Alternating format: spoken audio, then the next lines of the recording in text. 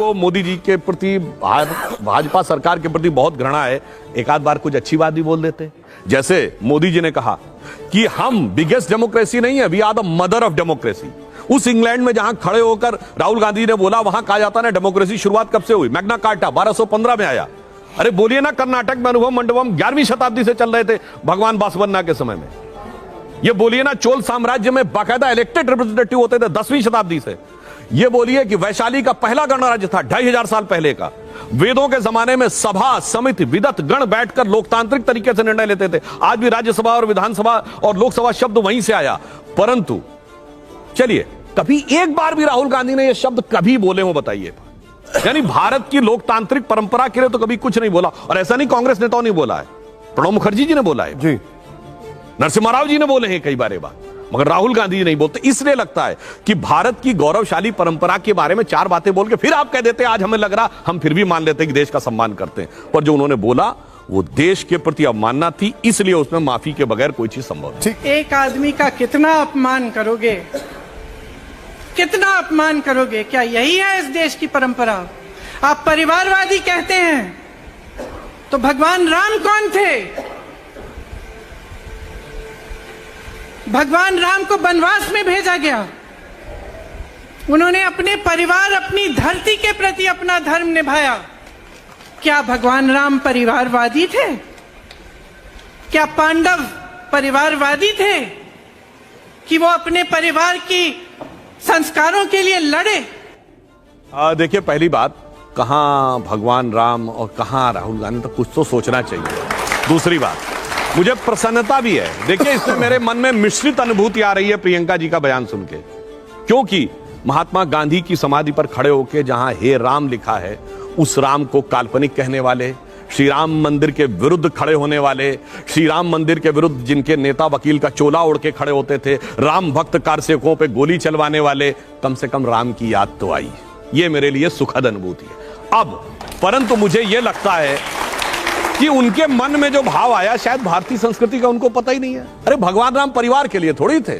क्या लिखा है रामचरितमानस में जब भगवान राम का जन्म हुआ? विप्रधेनु सुर संत हित लीन मनुज अवतार, निज इच्छा निर्मित तनु माया गुण गोपार, संपूर्ण विश्व के कल्याण के लिए वो आए। और एक और बात कहूं, तुम्हारा भाई यदि गलत है, इसके बावजूद आप अपने भाई के पक्ष में खड़े हैं, ये राम की नहीं रावण की परंपरा है। कुंभकर्ण को पता था मेरा भाई रावण गलत है, फिर भी उनके साथ खड़े थे। सुनिए, और पांडवों की परंपरा क्या है कि मेरे भाई यदि गलत हैं तो मैं उनसे भी लड़ जाऊंगा, क्योंकि अभ्युत्थानम धर्मस्य तदात्मानम सजान में हम। तो इसलिए मुझे लगता है, देखिए एक और बात कहूं, कांग्रेस की गति अंत क्या हो गई? महाभारत में एक बड़ी प्रसिद्ध उक्ति है कि जब दुर्योधन है, उससे कहते हैं विदुर, भाई तुमको भी तो शास्त्र पढ़ाया गया है, धर्म क्या है, सत्य क्या, तुम्हें नहीं पता क्या? तो दुर्योधन कहता है, जानामि धर्मम नचमे प्रवृत्ति, जानामि अधर्मम नचमे निवृत्ति। सत्य और धर्म क्या है मुझे पता है, पर मेरी उसमें प्रवृत्ति नहीं है। असत्य और अधर्म क्या है मुझे पता है, मेरी उससे निवृत्ति नहीं है। तो वही कारण है कांग्रेस के लिए यह तथाकथित सत्याग्रह में न सत्य के लिए प्रवृत्ति है, न असत्य से निवृत्ति है। नहीं, हम ये बात नहीं करें। देखिए, कौन राम का हनुमान है तो बड़ी नॉर्मल सी बात होती है। दो भाई होते हैं, लोग कहते हैं देखिए साहब राम लक्ष्मण की जोड़ी है। कोई पति पत्नी जब शादी तय होती, लोग कहते हैं अरे भाई इनकी शादी हो जाएगी, राम सीता की जोड़ी रहेगी। वो भाव अलग है। परंतु यहां पर जब आप अहंकार से बोलते हैं, और पृष्ठभूमि क्या है?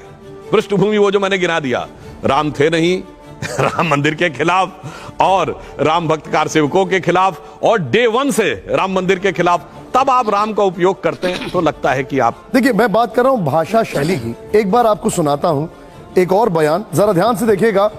और आपके बड़े कैबिनेट मंत्री हैं जिनका बयान है, आप देखते ही समझ जाएंगे। और जरा स्टूडियो में वॉल्यूम लाउड करेगा, सुनाइए जरा एक बार।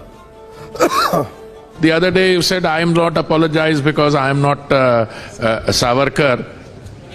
Do you know the contribution of people like Savarkar ji? And you're getting, as I said, getting an ass to run a horse's race. That's my comment.